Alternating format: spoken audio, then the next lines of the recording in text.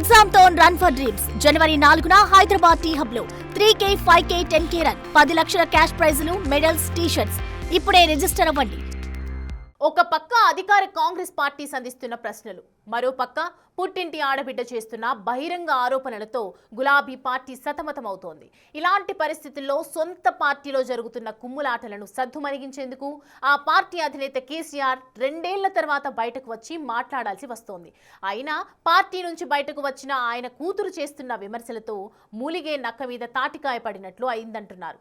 అసెంబ్లీకి అలా వచ్చి ఇలా వెళ్లిపోయిన గులాబీ బాస్ నీళ్ల ఉద్యమం అది ఇది అంటున్నారు, కానీ కవితపై మాత్రం ఎలాంటి కామెంట్స్ చేయటం లేదు. మరి పార్టీకి తీవ్ర డ్యామేజ్ గా మారుతున్న ఈ పరిస్థితుల్ని అలా ఎలా ఎదుర్కొనబోతున్నారు? అసలు బీఆర్ఎస్ లో దీనిపై జరుగుతున్న చర్చ ఏంటి? చాలా రోజుల తర్వాత ఫామ్ హౌస్ ని విడిచి పార్టీ కార్యకలాపాల్లో బిజీ అయ్యారు మాజీ ముఖ్యమంత్రి కేసీఆర్. ఆయనకున్న అనుభవంతో బీఆర్ఎస్ ని తిరిగి యాక్టివ్ చేసేలా కార్యాచరణ మొదలుపెట్టారు. అందులో భాగంగానే ఈసారి నీళ్ల ఉద్యమంతో ప్రజల్లోకి వెళ్లేందుకు పక్కా ప్లాన్ కూడా చేశారు. దీనికోసం స్వయంగా తానే రంగంలోకి దిగుతారని పార్టీ నేతలకు భరోసా కల్పించే ప్రయత్నం చేశారు. ప్రజల్లోకి వెళ్లాలంటే బలమైన ఎజెండా ఉండాలనే ఆలోచనతోనే పాలమూరు రంగారెడ్డి ప్రాజెక్టును ఒక అవకాశంగా మలుచుకుంటారన్నారు.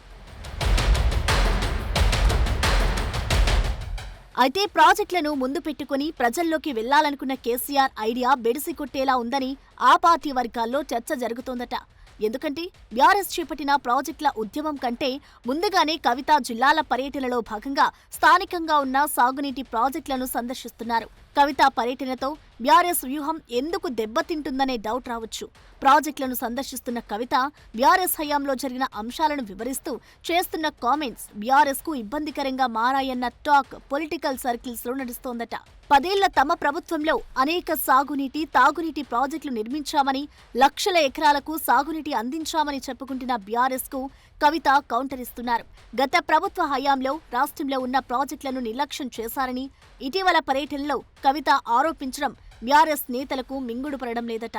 ముఖ్యంగా ఎక్కడైతే Palamuru Rangareddy first pump house ఉంటుందో, ఎల్లూరు పంప్ హౌస్, అది యాక్చువల్గా ఓపెన్ పంప్ హౌస్ ఉండే.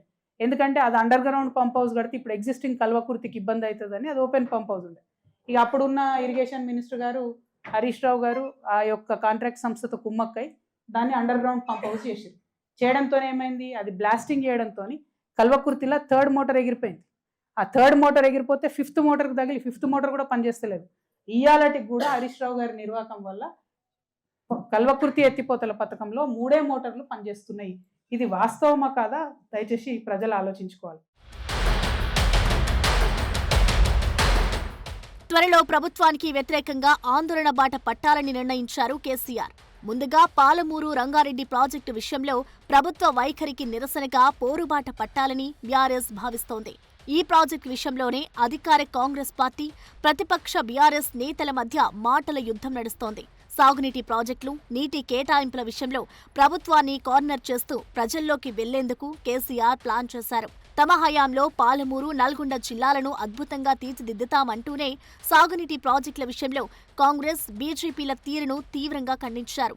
పాలమూరు రంగారెడ్డి ప్రాజెక్టుపై మండల, జిల్లా స్థాయిలో సమావేశాలు నిర్వహిస్తామని చెప్పుకొచ్చారు. కృష్ణా జలాల అంశంలో కాంగ్రెస్ ప్రభుత్వం రాజీ పడిందని విమర్శించారు.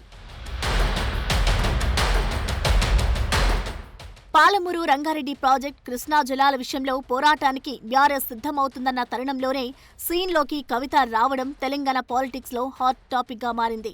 బీఆర్ఎస్ ఎక్కడి నుంచి అయితే పోరు పట్టాలని అనుకుందో అక్కడే పర్యటించిన కవిత బీఆర్ఎస్ హయాంలో జరిగిన అంశాలను వెల్లడించడం చర్చనీయాంశంగా మారింది. కాళేశ్వరం ప్రాజెక్టు పనుల తరహాలోనే పనులు చేస్తుంటే పాలమూరు రంగారెడ్డి ప్రాజెక్టు కూడా పూర్తయ్యేదని కవిత మండిపడ్డారు. పాలమూరు ఎత్తిపోతల పథకాన్ని సకాలంలో పూర్తి చేయని కారణంగానే కృష్ణా జిల్లాల్లో 90 టీఎంసీల నీటి వాటాపై హక్కులను కోల్పోయినట్లు ఆరోపించారు. బీఆర్ఎస్ హయాంలో చేసిన నిర్లక్ష్యం వల్లే కృష్ణా జిల్లాల విషయంలో తెలంగాణకు అన్యాయం జరిగిందనే విధంగా కవిత మాట్లాడడం గులాబీ నేతలను గందరగోళంలోకి నెట్టిన పరిస్థితి.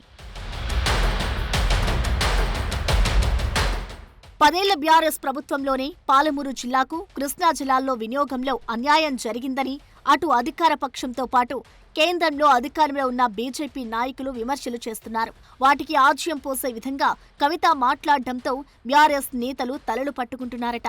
అయితే కవిత పర్యటనకు వెళ్లిన ప్రతి చోట బీఆర్ఎస్ ని టార్గెట్ చేస్తూ వ్యాఖ్యలు చేస్తున్నారు. కవిత చేస్తున్న ఆరోపణలతో బీఆర్ఎస్ ఆత్మరక్షణలో పడాల్సి వస్తోంది. అయితే ఒక పక్క అధికార కాంగ్రెస్ పార్టీ, మరోపక్క కవిత చేస్తున్న ఆరోపణల వల్ల బీఆర్ఎస్ మరింత డ్యామేజ్ జరిగే అవకాశం ఉందని ఆ పార్టీ వర్గాల్లోనే జోరుగా చర్చ జరుగుతోంది. పాలమూరు అస్త్రంగా కాంగ్రెస్ ప్రభుత్వాన్ని ఇరకాడంలో పెడతామని అనుకున్న గులాబీ బాస్కు కవిత కామెంట్స్ రూపంలో షాక్ ఇవ్వడం చర్చకు దారితీస్తోంది. ఇలాంటి తరుణంలో బీఆర్ఎస్ ఎలాంటి యాక్షన్ ప్లాన్ చేయబోతుందనేది హాట్ టాపిక్ గా మారింది.